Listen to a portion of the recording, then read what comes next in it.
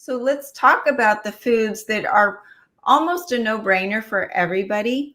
And I know this is not because we're talking generally speaking, but and then you get into more, if it's not working for you, we need to look at the expression of your genes.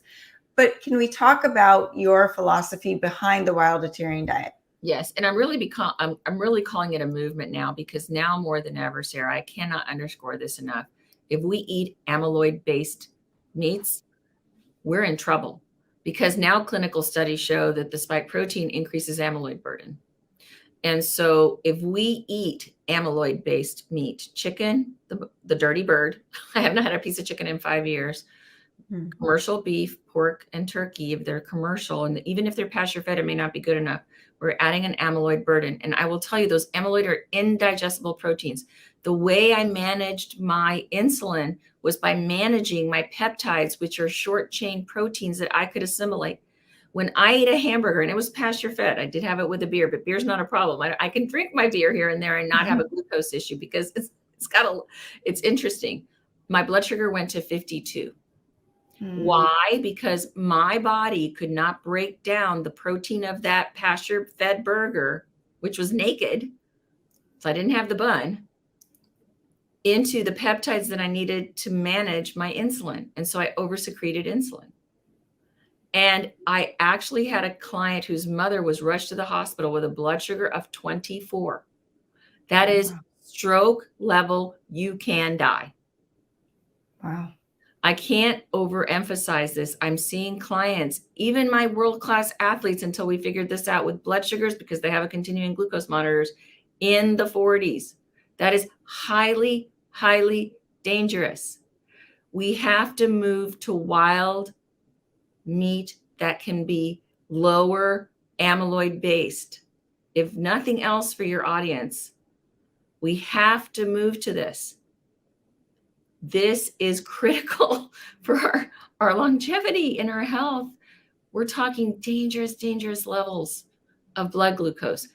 And we're seeing really low or really high people that have never had blood sugar levels, and they're in 300s. But we're seeing in this last iteration, this oversecretion of insulin, because I believe it is attacking the C-peptides. And I saw it with myself. I've never had an elevated C-peptide until my insulin went to 17 in my C-peptide. And I saw it with 3 of my clients. So really interesting, just last Friday, a client who used to be a type 2 diabetic, isn't anymore since my practice, has been in this world in the last 2 years. And all the supplements that I was giving him to manage his blood glucose, to have him not be diabetic, had him take a literally nosedive. He says, Terry, I can't get out of bed. I am so tired. I'm dragging. He's a multiple entrepreneur. He was hypoglycemic. He too was hypoglycemic. We have to be really, really careful. Well, what happens when people say, okay, I'm not going to eat chicken, I'm actually vegan. I'm eating all the soy and the Beyond Meat and the Beyond Burgers. Obviously, I'm not a proponent of that, but why don't you tell everybody why? We need a complete amino acid strand. It takes 5,300 amino acids to make one strand of muscle fiber. You're not going to get it with the vegetables. It's almost impossible. You have to supplement with proteins, animal-based, happy animal-based. Dave Asprey and I are, and my friend, they're both my Gabrielle Lyon. We talk about this a lot.